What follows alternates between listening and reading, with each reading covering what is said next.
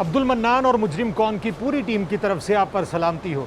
नाजरीन, इस वक्त मुजरिम कौन की टीम मौजूद है फैसलाबाद के इलाका मंडी क्वार्टर में, और यहाँ पे जुर्म की जो दास्तानें रकम हो रही हैं उनको हम आपके सामने रखते हैं।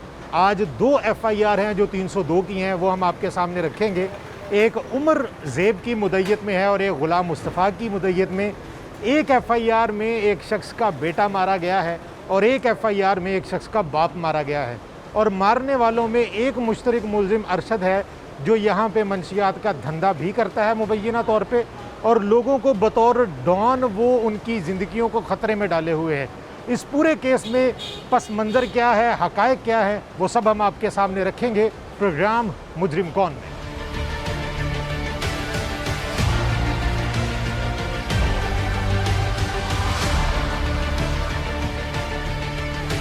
नाज़रीन, इस वक्त मुजरिम कौन की टीम फैसलाबाद के इलाका मंडी क्वार्टर में मौजूद है और मेरे हाथ में एक FIR है, और इसमें जो दफ़ात लगाई गई हैं वो 302, 148 और 149 है ताज़ीरात पाकिस्तान की। उमर ज़ेब खान साहब जो हैं वो इसके मुद्दई हैं और इनके बेटे के कत्ल की ये FIR है। इसमें तकरीबन 4 मुल्ज़िमान इसमें नामज़द हैं और उसके बाद 2 मुल्ज़िमान को इन्होंने तस्लीमा बयान में नामज़द किया है। और मुख्तसर स्टोरी इसकी ये FIR के मुताबिक कि इनका जो बेटा है मोहम्मद अहमद ख़ान, उन्होंने यासिर जो मुल्ज़िम है उससे उन्होंने 2 लाख रुपया लेना था, और इसी बाबत उनकी जो है वो तू मैं हुई एक स्पॉट पे जड़ामाला में, जहाँ से ये पैसे लेने के लिए गए। 24 गाफबे यहाँ पे लिखा हुआ है जहाँ से ये पैसे लेने के लिए गए। उसके बाद फिर यूँ हुआ कि बाकी जो दोस्त जो इसमें लिखे हुए हैं, मोहम्मद वक्कास है एक मुल्ज़िम, दूसरा मोहम्मद रमीज़ है, और तीसरा हसनैन है, वल्द मुश्ताक है, और चौथा यासिर है, और इसके अलावा 2 कस नामालूम लिखे हैं। और इसके अलावा 2 मुल्ज़िमान को इन्होंने नामज़द करने के लिए एक एप्लीकेशन दी SHO साहब को, और उसमें एक मुल्ज़िम को लिखा मोहम्मद इमरान और दूसरा मुल्ज़िम जो है वो अरशद वल्द मुश्ताक है। इसी तरह से एक FIR मेरे पास और भी मौजूद है, ये 2020 की एक FIR है। इस FIR में जो 2 मुल्ज़िमान इन्होंने नए सिरे से नामज़द करने के लिए एप्लीकेशन दी है ततीमा बयान में, उनमें एक मुल्ज़िम है अरशद वल्द मुश्ताक। ये जो माजी की एक FIR है, इसमें अरशद पहले से ही एक 302 के मुकदमे में नामज़द रह चुका है, यानी कि ये वाक़या जो है इश्तिहारी है, और ये वाक़या जो है ये कोई पहला वाक़या नहीं है अरशद की जानिब से, यानी कि अरशद के ऊपर ये दूसरी FIR है जो इस वक्त हमारे हाथ में मौजूद है। इसके अलावा कोई और FIR है या नहीं है उसका पता नहीं है इनको, लेकिन 2 FIR 302 के मुकदमे की अरशद नाम के बंदे के ऊपर मौजूद हैं। और इस हवाले से हम इनसे बात कर लेते हैं और जान लेते हैं कि ये वाक़या क्या है। ये जो मुल्ज़िमान इन्होंने नामज़द किए हैं, पहले ज़रूरत क्यों महसूस नहीं हुई कि अरशद और इमरान को पहले से नामज़द किया जाए, उसके बाद इन्होंने उसको नामज़द क्यों किया है, ये वजूहात भी हम इनसे जानेंगे और पूरा वाक़या भी हम इनसे जान लेते हैं। उमर ज़ेब साहब, आप कितने अरसे से फैसलाबाद में रह रहे हैं? बिस्मिल्लाहिर्रहमानिर्रहीम। मुझे तकरीबन सर 25 साल हो गए। 25 साल से आप यहाँ पे हैं? जी। और ये जो आपका बेटा है ये यहीं पे फैसलाबाद में पैदा हुआ है? जी, फैसलाबाद। अच्छा, अब मुझे ये बताएं कि ये FIR में आपने वाक़या लिखा है कि 2 लाख रुपया लेना था, और इसी मद में जो है ये मुल्ज़िमान जो है इन्होंने आपके बेटे को कत्ल किया है। ये बात शुरू कहाँ से हुई थी, कैसे 2 लाख रुपया और वो सारा कुछ? सर मेरे बेटे की दरअसल दोस्ती थी अरशद के साथ। ठीक है। और अरशद जो है वो जो ये यासिर है, अरशद का बहनोई है और मसेर भी है, मासी का लड़का भी है। ठीक है। तो अरशद ने इसे कहा कि यार अपने बाप से जो है ना ये यासिर का काम नहीं चलता, 2 लाख रुपया जो है ना वो इसको यासिर को आप दे देना, फिर बाद में आपको दे देगा। चलो ये कोई कारोबार, इसके घर के साथ इसने करियाने की दुकान डाली हुई थी उसके लिए। हाँ जी, इसको पैसों की ज़रूरत थी। फिर कुछ अरसे बाद अहमद ने कहा कि वो पैसे दे देना, तो इस पे बस इनके आगे भी तू मैं हुई है। इन्होंने वकास को भेजा था, वो वकास को अहमद ने यहाँ पे मारा है लड़कों के सामने कि पैसे भी ले लिए, अब आप जो है ना वो दे भी नहीं रहे, आपको भी भेज रहे हैं। उसने फिर अगले दिन कहा, इन्होंने सलाह बनवाई। अरशद का जो छोटा भाई है इमरान, उससे भी अहमद की तू मैं हुई है, उसके भी काफ़ी 20-25 आदमी गवाह हैं। फिर उन्होंने ये सलाह बनाई कि इसको यहाँ पे, क्योंकि अरशद ऑलरेडी जो है ना वो एक कत्ल में जो है वो इश्तिहारी है। ये जो मुकदमा दर्ज हुआ है इसका पहले भी गुलाम मुस्तफ़ा की मुद्दत में एक मुकदमा दर्ज है जिसमें अरशद जो है वो नामजद है। जी जी। और ये इस मुकदमे की क्या दास्तान ये है? डिग्रामा रोड पे जी एक बुज़ुर्ग बैठता था, उसके सामने जो है ना इसकी वो बिलियर्ड गेम की वो क्लब थी। अच्छा, इसकी अरशद हाँ की? जी, तो ये वहाँ पे शोर वगैरह डालते थे, तो वो बुज़ुर्ग ने कहा कि यार ये हमारा घर है सामने, आप यहाँ पे शोर वगैरह ना करें। इसने पिस्टल निकाल दिया और उसको फेर मार दिया। जहाँ पे इस बुज़ुर्ग को फेर मारा था वहाँ पे मेरे बेटे को यासिर ने मारा, ठीक है, दाएँ वकी में। ठीक है। अच्छा, अब मुझे ये बताएं कि एफआईआर आपने दर्ज हो गई, ये आप हॉस्पिटल में पहुंच चुके थे, पता चल गया था आपको कि आपका बेटा जो है वो जी जी सारा जी, हम मौके पे थे उसके साथ। ठीक है, आप मौके पे थे उसके जी, साथ। जी। वहाँ पे लेके गए, जाते जाते वहाँ पे उसकी डेथ हुई है या रास्ते में ही हो गई थी? नहीं सर, वो अस्पताल जाते ही उसकी डेथ हो गई। अस्पताल जाते ही डेथ हो गई थी।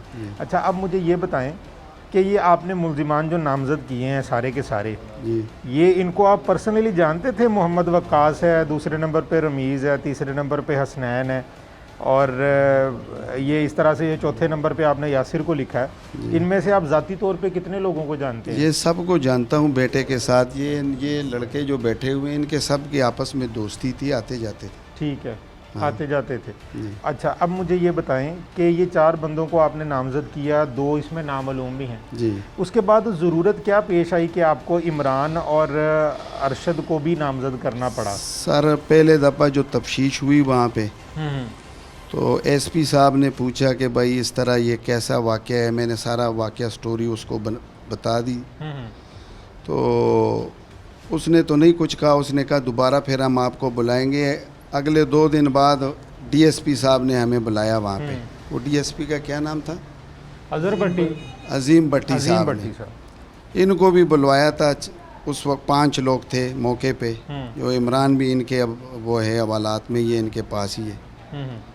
तो उस भट्टी साहब ने हमारी एक भी बात नहीं सुनी, उनके ही सुनता रहा। कह रहा था कि अगर आप ये 2 को नामजद नहीं करेंगे और को, ये एफआईआर भी मुकम्मल नहीं होता और फिर हम अपने तरफ से जो भी हम चाहेंगे वो लिख लेंगे। यानी कि उनके कहने का मतलब ये था कि अगर आप अरशद और इमरान को नामजद नहीं करते, हाँ जी, यानी मेन मुलजिम के तौर पे, तो हम ये जो बाकी 4 आपने मुलजिमान इस एफआईआर में दर्ज करवाएंगे, हो सकता है कि हम तफ्तीश में उनको बेगुनाह करके छोड़ दें। ये उनका मतलब था? जी जी, बल्कि उन्होंने वो उनके सामने उन्होंने कहा कि हमने 10 लाख रुपया किस चीज़ का दिया है, यासिर को हमने निकालना है और ये दूसरे इस पे जो है ना वो ये 10 लाख रुपए वाली क्या कहानी है? ये 10 लाख वाली कहानी ये है जी, ये इसमें रमीज़ लड़का है, ठीक है, उसका वालिद है और ये उसका वापडे में मुलाजम है। ठीक है।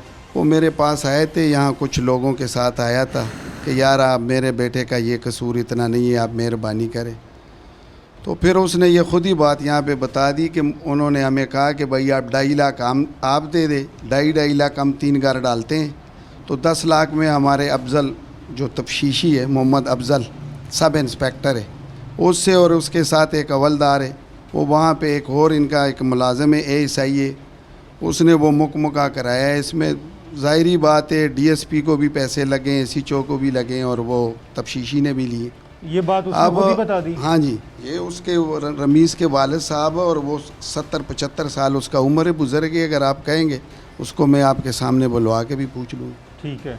दूसरी बात ये सर, वो उससे ज़ाहिर होता है कि वो हमारी एक बात भी अभी तक, देखो ना कैसा तफ्तीशी है, 40 दिन हो गया है, मेरे बेटे का वहाँ पे मोबाइल था वो बरामद नहीं हुआ। जिस पिस्टल से मेरे बेटे को पैर लगा है वो बरामद नहीं हुआ।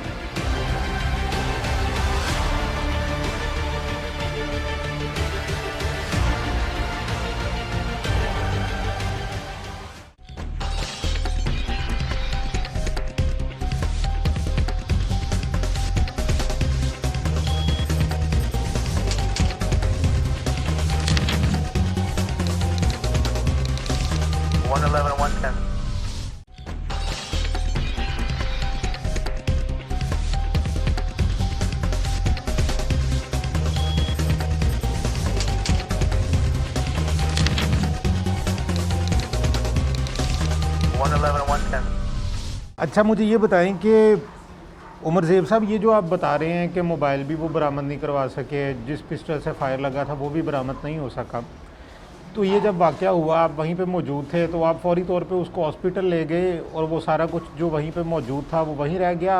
आपके बेटे का मोबाइल गया कहाँ उस वक्त? सर वो मोबाइल भी उस वक़्त बेड पे पड़ा हुआ था, जिस पिस्टल से फायर लगा है वो भी वहाँ पे पड़ा हुआ था। ठीक है। अब वो वहाँ पे इमरान से और इन लड़कों से, यासिर से, सबसे पूछा गया है। डीएसपी साहब ने पूछा है कि वो चीज़ें कहाँ हैं।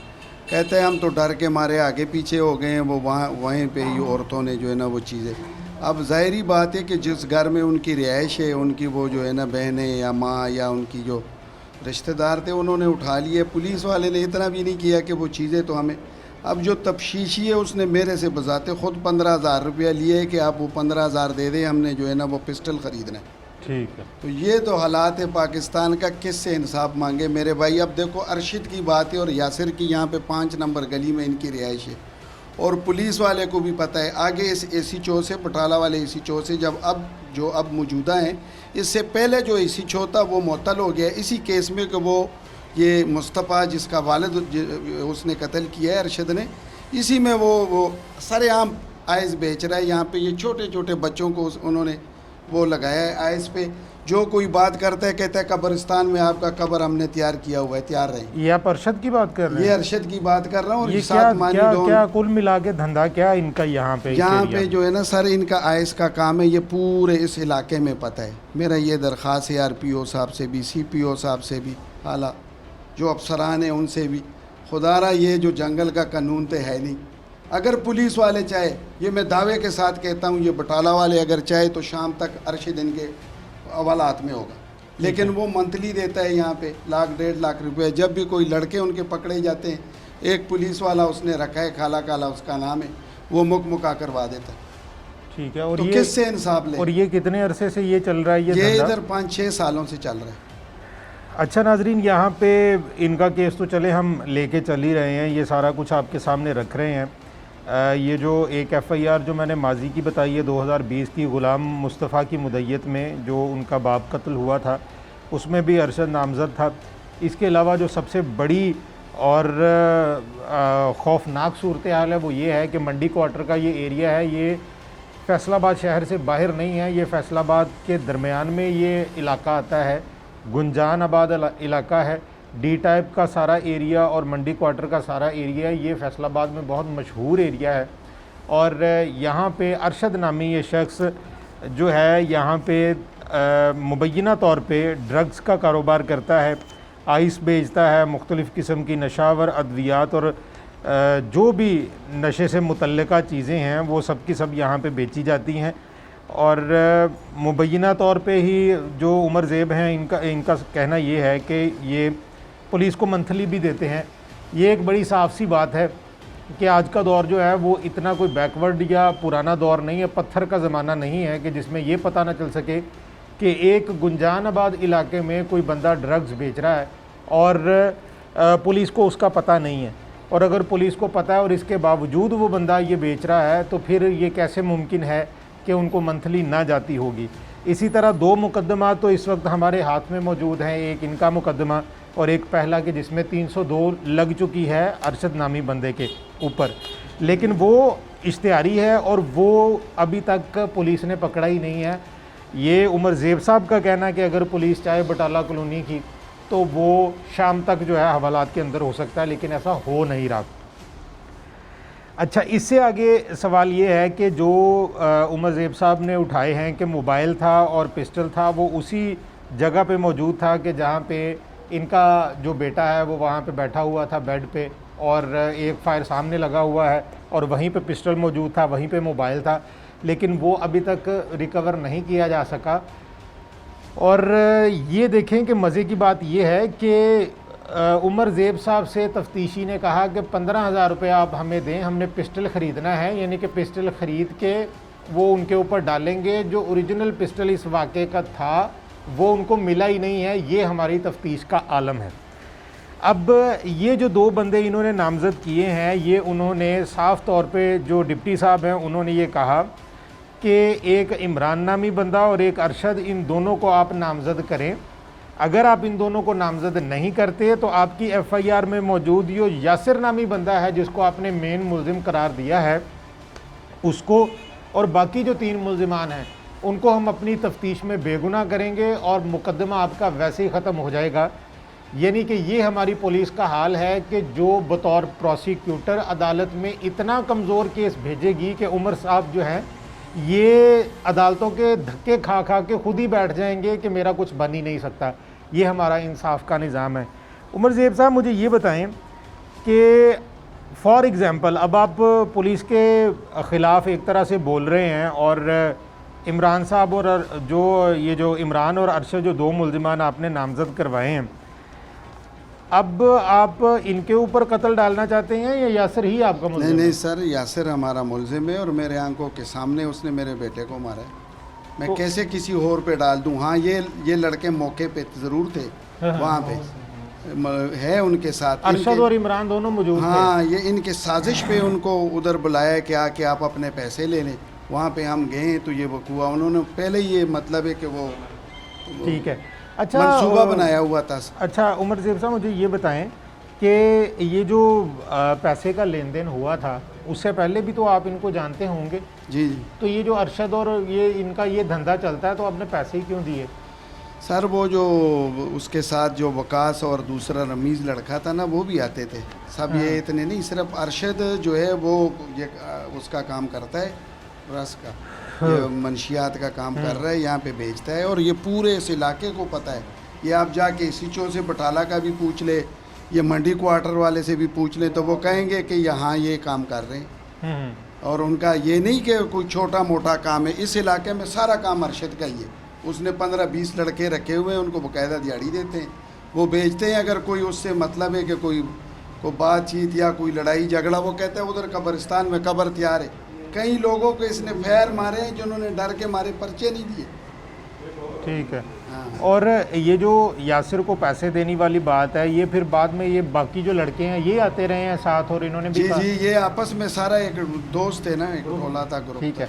अच्छा, अब मुझे ये बताएं कि तफ्तीशी ने जो ज़िमनियाँ लिखी हैं उनमें उसने क्या लिखा है? सर अभी तक तो 40 दिन हो गए। ये वकूआ है 3 रमज़ान का, 17 तारीख़ थी उस दिन। आज तक जब भी मैंने उसको फ़ोन किया या मैं उसके पास गया हूँ कि यार ये आप क्या कर रहे हैं, कुछ मुझे भी बताएं, कहता है आप बेफिक्र हो जाएं, जो भी होगा ठीक होगा। ये नहीं कि कोई ना बात बता रहा है ना कोई चीज़ बरामदगी। और आप ये देखें इनकी तफ्तीश का आलम कि मेरे साथ कोई 15-20 आदमी गए थे जब तफ्तीश हो रही थी, तो मैंने कोई बात की कि यार मेरे सामने जो है ना इसने मारा है मेरे बेटे को। तो इसके साथ जो हवलदार है वो नाम तो मुझे नहीं आता, और ये अफजल बाकायदा वहाँ पे बैठे हुए थे, कहता है जुल्फ़कार था उसका नाम। वो कह रहे हैं आपने इनको हथकड़ियों में देख के जो है ना बदमाशी कर रहे हैं। तो बात देखें कि बेटा मेरा मरा हुआ है, ज़्यादती उन्होंने मेरे साथ की है और ये उनका साइड ले रहे, क्योंकि वो पहले दिन उन्होंने 10 लाख जो ले लिया था वो जुल्फ़कार उसके थ्रू ये मुकमुका हुआ है। अच्छा, अब मुझे ये बताएं कि आपने सीपीओ को भी एक एप्लीकेशन दे रखी है? सर मैंने सीपीओ को ये दरख्वास्त दी है 25 तारीख़ को।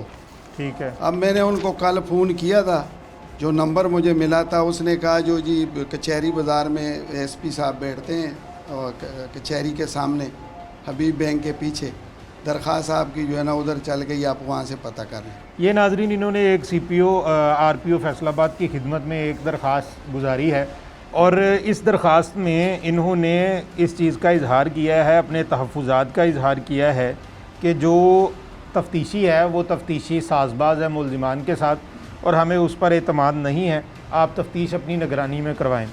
और एक तरह से ये तफ्तीशी के ख़िलाफ़ है, मुतबादल होना चाहिए कि तफ्तीश जो है वो तब्दील कर दी जाए और किसी और तफ्तीशी को दे दी जाए।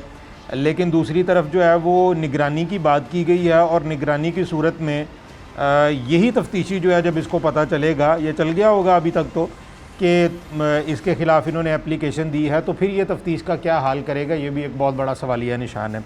अच्छा, मुझे ये बताएं उमर ज़ेब साहब कि अब आपकी डिमांड क्या है, क्या चाहते हैं? आपने सीपीओ आरपीओ को भी एप्लीकेशंस दे दी हैं, नामज़द आपने यासिर को किया था, ज़बरदस्ती आपसे इमरान और अरशद को भी करवा लिया गया है, अब आपका तकादा क्या है? सर मैं यही कहता हूँ, मैं किसी के साथ ज़्यादती नहीं करना चाहता। बेटा मर गया, मैंने भी मर जाना है, अल्लाह को भी जवाब देना है। जिन्होंने मारा है ये उनको जो है ना वो उन्हीं आदमियों को रखे, मुझे और किसी से कुछ भी लेना देना नहीं है। ठीक है, इनको दें ज़रा मोबाइल माइक।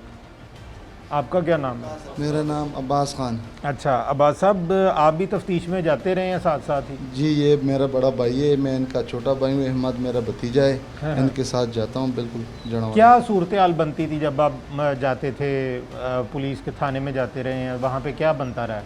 जब भी हम पुलिस थाने पे जाता है तो जो तफ्तीशी अफसर है और हवलदार है हाँ हाँ, तो वो जो है ना उनके साथ मिले। जिस तरह जो है ना हमने उनका कत्ल किया है अरशद लोगों का, ठीक है वो उनके हर बात मानता है और हमारा सुनता नहीं है। ठीक है। और आपने मुल्जिमान को वहाँ पे देखा, हवालात में हैं वहाँ पे मौजूद जी हैं? हाँ जी, 6 के 6 पे है, सब है। ठीक है। और ये जो दो मुल्जिमान इन्होंने इमरान और अरशद नामजद नए सिरे से करवाए हैं तिमा में, ये कहाँ पे हैं? जी नहीं, अरशद जो है ना, अरशद आइस बेचता है, वो इधर ही है फैसलाबाद में। और इमरान इस वक्त जड़ावाला थाने में, जड़ावाला थाने में। अच्छा, अब तक की सूरत हाल में जो भी तफ्तीश हुई है, आप उससे मुतमिन नहीं हैं?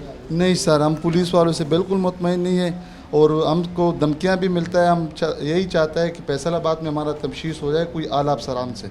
अच्छा जी, तो ये जो बाकी बंदे जो जिसमें नामजद किए हैं, ये सारे के सारे उस वक्त मौके पे मौजूद थे? जी, सब के सब मौजूद हैं। ठीक है। अच्छा, अब आपकी डिमांड ये है कि ये जो तफ्तीश के लिए इन्होंने एप्लीकेशन दी है निगरानी के लिए, आप तफ्तीशी को तब्दील करना चाह रहे हैं या इसी तफ्तीशी से करवाना चाह रहे हैं लेकिन उनकी निगरानी में करवाना चाह रहे हैं? नहीं सर, हमारा इनके ऊपर कोई इत्मीनाद नहीं है। इधर फैसलाबाद में इनका तफ्तीश हो जाए कोई आला ईमानदार अफसरान से, और ये केस इधर ही आ जाए, क्योंकि हमको धमकियाँ मिलता है।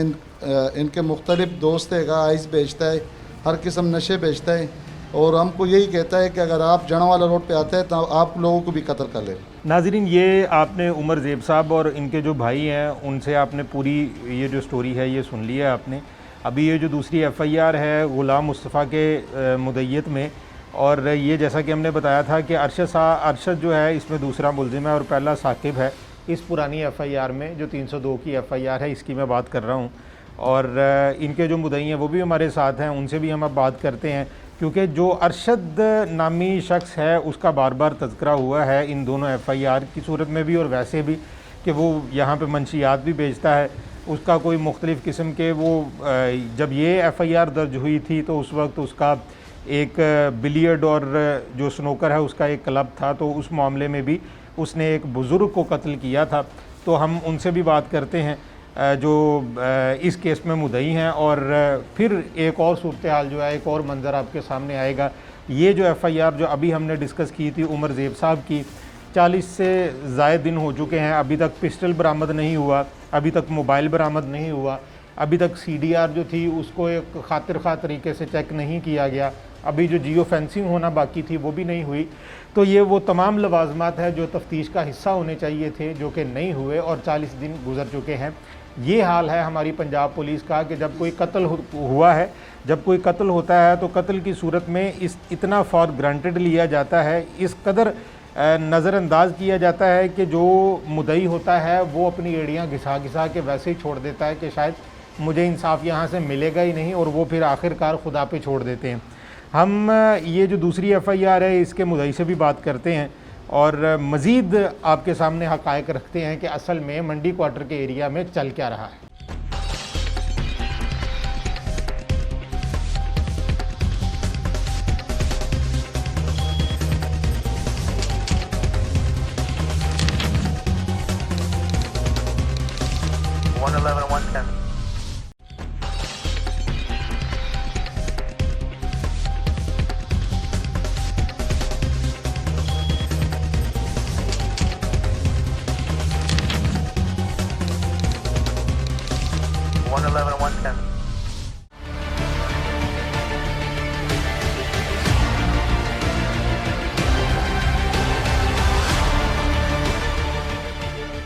नाजरीन, इस वक्त हमारे साथ ये जो दूसरी FIR है गुलाम मुस्तफ़ा की मुद्दत में 302 की FIR है, ये इस वक्त मेरे पास मौजूद है। 25/7/2020 की ये तारीख़ है वक़ुआ की, और इस वक्त हमारे साथ गुलाम मुस्तफ़ा साहब भी मौजूद हैं। और इन्होंने जो बंदे नामज़द किए थे, साकिब किया था, अरशद किया था और मोहम्मद आकिब किया है, ये वो मुल्ज़िमान हैं जो इन्होंने नामज़द किए हैं। इनसे भी हम बात कर लेते हैं। गुलाम मुस्तफ़ा साहब, कहाँ के रिहायशी हैं आप? जी, मैं गली नंबर 9 जुल्फ़कार कॉलोनी का रहायशी हूँ। ठीक है। अच्छा, अब मुझे ये बताएं कि इस केस में ये जो आपने 302 की एफआईआर दर्ज करवाई है, इसमें कत्ल कौन हुआ था? इसमें कत्ल मेरे वाला साहब मोहम्मद फ़रूक साहब हुए थे। ठीक है, क्या एज थी उनकी? मेरे वाला साहब की 52 53। 52 53। और ये आपके और भी भाई हैं?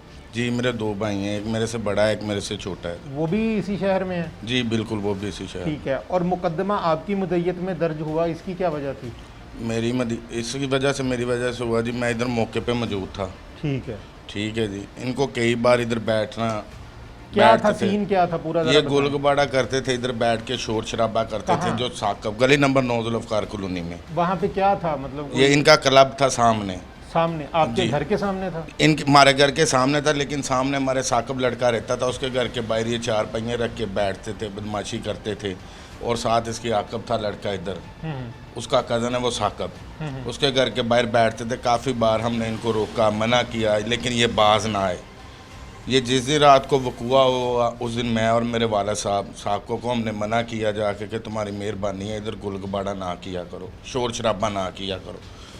इतने में वो कहता कि जी वो गाली निकालनी शुरू हो गया। मैं और मेरे वाला साहब लौट के घर वापस आ गए। कहता आपको शोर वगैरह डाल डूल के इसने कहा कि हम आपको बताते हैं, आपने हमें मना किया, मना करने का हम आपको मज़ा चखाते हैं। इतने में ये वापस आए, इन्हें अरशद, साकब और आकब, इन्होंने आन के ललकारे मारने शुरू कर दिए। मैं घर से बाहर निकला, मैं और मेरा वाला साहब हम दोनों इकट्ठे घर से बाहर निकले। इन्होंने शोर किया, सीधा फायर मारा अरशद ने मेरे बाप की तरफ, जो मेरे बाप के पेट में लगा। आकम ने मेरे फायर किया मेरी तरफ सीधा, उसके पास भी पिस्टल था 30 बोर, उसने मेरी तरफ फायर किया। मैं अपनी खुशकिस्मती से बच गया। इतने में ये गालियाँ शालियाँ निकालते, शोर शराबा करते, हमें पुलिस का कोई डर नहीं है, ये चले गए। उसके बाद फिर आपने ये एफआईआर दर्ज करवाई है, इस एफआईआर के नताइज क्या हुए फिर? थाना बटाला कॉलोनी की थाना बटाला कॉलोनी में हमने एफआईआर दर्ज कराई जी। इधर हमारी कोई सुनवाई नहीं हुई जी, बिल्कुल किसी किस्म की। टोटल पुलिस उनके हाथ की थी। हम जाते थे, हमें कहते जी शाम को पकड़ते हैं, सुबह को पकड़ते हैं, दोपहर को पकड़ते हैं। हमें बातें सुना के इन्होंने वापस भेज दिया। इन मुल्जिमान में से एक भी मुल्जिम नहीं पकड़ा गया? नहीं जी, 2 मुल्ज़म पकड़े गए थे, दोनों की बेल हो गई है जी। एक जो मेन हमारा मुल्ज़म है अरशद है, वो नहीं अभी तक पकड़ा गया। वो इसमें इश्तिहारी है? वो इसमें इश्तिहारी है जी। और वो आपने अपने इस मुकदमे के दर्ज करवाने के बाद यहाँ में इलाके में कहीं देखा है? काफ़ी बार देखा जी, हमने रात को भी देखा उसको। उधर नाजमाबाद खड़ा था जी, वो शाह चौक में सरेआम घूमता है, हमें धमकियाँ आती हैं, थ्रेट आते हैं जी। वो तो ये आमतौर पे पुलिस खुद कह देती है विक्टिम्स को कि जो वरसाद होते हैं उनको कह देते हैं कि जी आप जो है वो मुल्जिम हमें पकड़वा दें, कहाँ पे है? तो ऐसा कभी कुछ हुआ है कि आपने खुद पकड़वाने की कोशिश की? हमने जी काफ़ी बार कोशिश की है। पुलिस की अपना मैटर जब काम होता है, पुलिस बंदे तब पकड़ लेती है। अच्छा। जब हमारे को मैटर काम है तो पुलिस ने किधर पकड़ने हैं? जब पुलिस को अपनी कोई ज़रूरत हो तो पुलिस तो फ़ौरन बंदे पकड़ लेती है। तो उस वक्त जब ये आपने करवाई, याद है आपको कि SHO कौन था उस वक्त? उस टाइम जी वही शाह साहब लगे हुए थे इधर। वही साहब थे। और अब कौन है? आप जी रिजवान बूटर साहब लगे हुए हैं। रिजवान साहब के पास आपको दोबारा कभी चक्कर जी लगा? मैंने गया हूँ जी, मैं FIR दे के आया, इनकी भी अपनी भी FIR दे के आया। उन्होंने मेरी FIR पकड़ी, इनकी FIR मुझे पकड़ा दी।